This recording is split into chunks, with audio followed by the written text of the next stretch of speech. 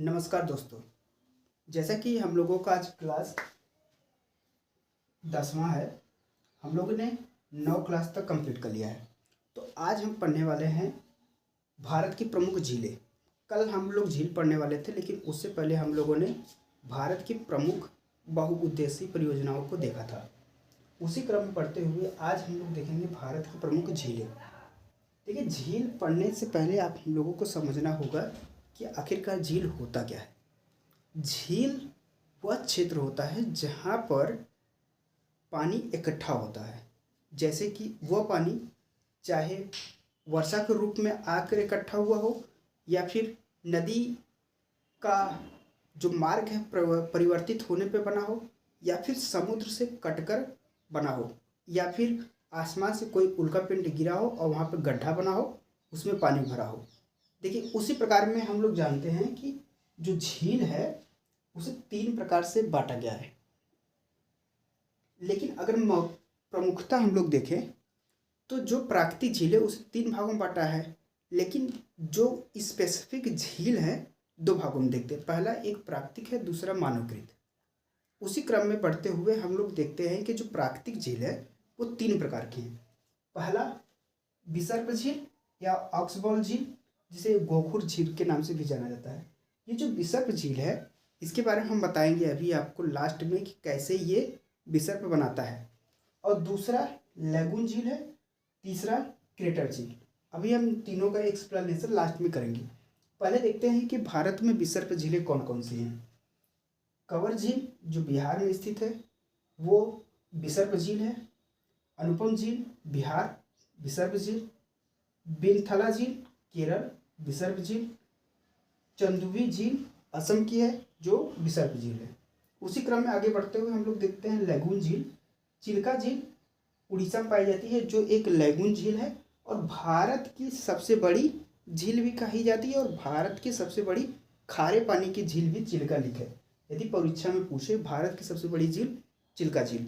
भारत में सबसे ज़्यादा खारे पानी की झील कौन सी है, वो है चिल्का झील। ठीक है। उसी प्रकार पुलिकट झील आंध्र प्रदेश, जो द्वितीय सबसे बड़ी झील मानी जाती है। तीसरा वेबनाड झील केरल में स्थित है, जो सबसे लंबी। देखिए, सबसे बड़ी झील चिल्का लेक, सबसे लंबी झील वेबनाड झील। अष्टमुड़ी झील केरल में है। कोलेरू झील आंध्र प्रदेश। कालीबेरी झील तमिलनाडु। यहाँ तक क्लियर हुआ। इसके बाद क्रेटर झील। भारत में सिर्फ एकमात्र झील क्रेटर झील है, जो लोनार झील है, जो महाराष्ट्र में पाई जाती है। यही लोनार झील न्यूज में इसलिए था क्योंकि इसका पानी किसी बैक्टीरिया के कारण पिंक कलर का हो गया था। उसके अलावा देखते हैं भारत में मीठे पानी की झील कौन कौन सी है और खारे पानी की झील। जैसे बुलर झील भारत की सबसे बड़ी मीठे पानी की झील पाई जाती है, जो कि जम्मू कश्मीर में स्थित है। डल झील जम्मू कश्मीर में स्थित है। पुलिकट झील मणिपुर में स्थित है। कोलेरू झील आंध्र प्रदेश में। कनवर झील बिहार में। रेणुका झील हिमाचल प्रदेश में। रेणुका झील भारत की सबसे छोटी झील मानी जाती है। और जो लोकटक झील है मणिपुर में, यहीं पे केबुल लेमजोर नेशनल पार्क भी पाया जाता है, जो भारत का एकमात्र तैरता हुआ नेशनल पार्क है। वो लोकटक झील में स्थित है और यहीं पे डांसिंग डियर भी देखा जाता है। ठीक है। खारे पानी की झील में देखें, खारे पानी में चिल्का झील उड़ीसा में पाई जाती है, जो हमने अभी बताया कि सबसे बड़ी खारे पानी की झील है। सांभर झील राजस्थान में स्थित है। अभी हम बताते हैं कि ये राजस्थान में समुद्र न होने के कारण ये खारा क्यों है। पुलिकट झील आंध्र प्रदेश। पेंगोंग त्सुलक लद्दाख में, ये भी खारे पानी की झील है। त्योसो मोरिन झील लद्दाख में स्थित है, खारे पानी झील है। कंजिया झील उड़ीसा में है, ये भी खारे पानी की झील है। तो हम लोग देख लिया कि कौन सा झील कौन से राज्य में है। अब हम देखते हैं कुछ प्रमुख चीज़ें जो कि समझने की दृष्टि से महत्वपूर्ण होगा।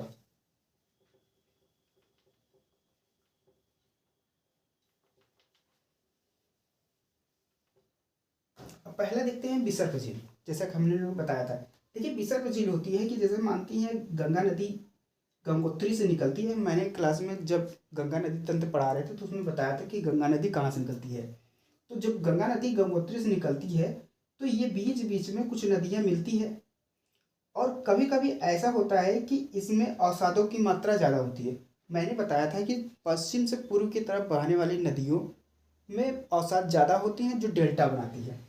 तो यही अवसादों के कारण यहाँ पे मानते हैं कि यहाँ पे कोई पर्वत है और ये नदी यहाँ पे बहती है, इसके बीच से ऐसे होकर जाती है और अवसाद होने के कारण ये अवसाद यहीं पे इकट्ठा होता चला जाता है।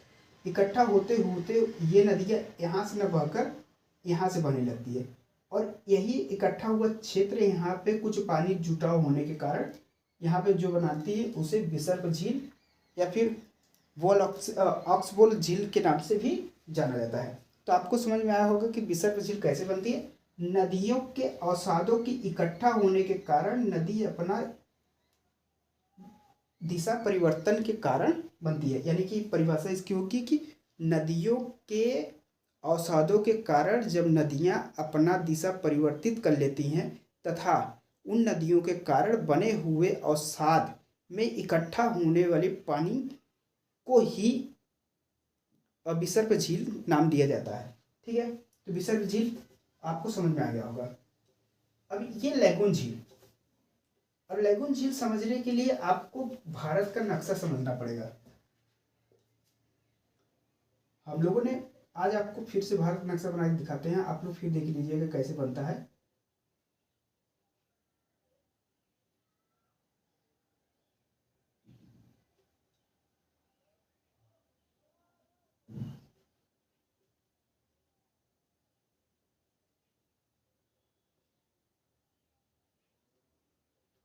ठीक है, ये हो गया हम लोगों का भारत का नक्शा। अब ये जो लैगून झील है वो लगभग हमेशा जो समुद्र है उसके किनारे ही बनता है। मान लेते हैं कि यहाँ पे कुछ क्षेत्र बचा हुआ है और यहाँ पे समुद्र है। हो सकता है कि जब नदियाँ यहाँ पे अपना अवसाद छोड़ती हों तो ये क्षेत्र को इस प्रकार से ब्लॉक कर देती हों और इस साइड का थोड़ा सा भाग समुद्र का पानी आने के लिए खुला हो। तो ये जो ब्लॉक क्षेत्र है यही क्षेत्र को हम लोग लैगून झील के नाम से जानते हैं।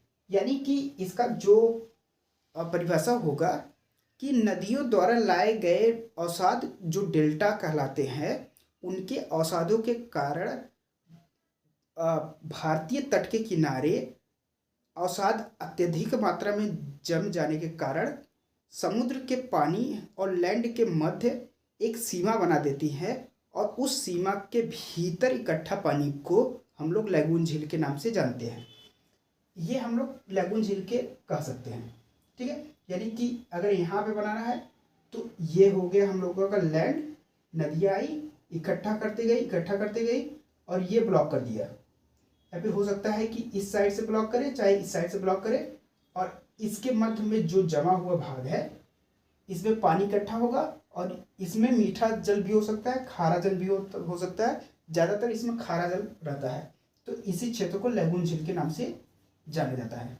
तो लैगून झील समझ में आ गया आपको। और तीसरा देखते हैं क्रेटर झील। क्रेटर झील जो है कि महाराष्ट्र में स्थित है। क्रेटर झील महाराष्ट्र में देखिए, जैसे कि हम लोग देखे होंगे कि कुछ उल्का पिंड जो है कि धरती के तरफ आती हैं और धरती पर टकराती हैं। ऐसे माना जाता है कि कई वर्ष पहले, हजारों लाखों वर्ष पहले एक उल्का पिंड आकर भारत से टकराया था। तो जो है कि भारत पे गिरने के कारण यहाँ पर जो है कि गड्ढा हो गया था। अब जैसे कि ये है हम लोगों का सरफेस, उल्का पिंड आया और टकराने के कारण छेद हो गया, यानी कि इसके ऊपर का क्षेत्र गायब हो गया और ये कुछ इस आकार का होने के कारण बन गया। और कई वर्षों तक इसमें वर्षा हुआ, बर्फ पिघला या फिर नदियाँ आके मिली, कुछ होकर इसमें पानी जब इकट्ठा हुआ तो इसी को हम लोग क्रेटर झील के नाम से जाने जाते हैं। हालांकि एक प्रकार की जो झील होती है और बनती है जिसे ज्वालामुखी झील कहते हैं। ज्वालामुखी झील भारत में नहीं पाई जाती, लेकिन उनका निर्माण भी ज्वालामुखी के कारण ही होता है। देखिए ये है ज्वालामुखी ये सरफेस है और ज्वालामुखी का जब उद्गार होता है तो ये ज्वालामुखी कुछ छेद बनाती है और इसमें से मैग्मा बाहर निकलती है।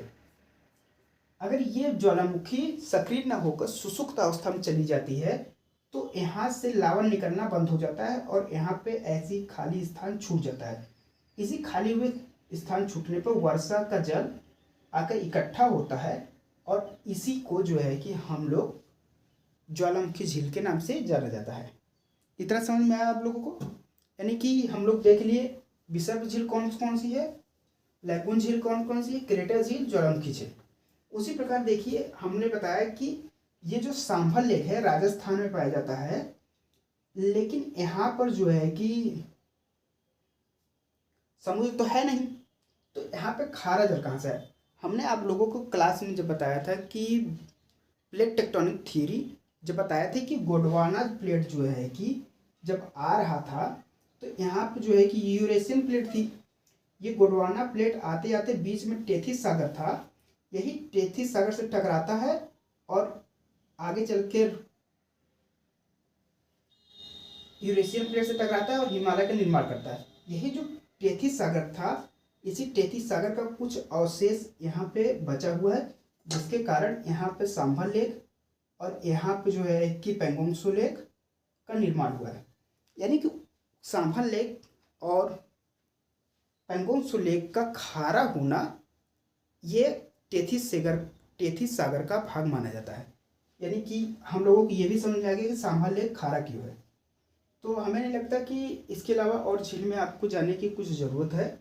कुछ फैक्ट होंगे तो वो हम शॉर्ट वीडियो बनाकर डाल देंगे। तो देखिए आज हम लोगों का झील कंप्लीट हो गया है।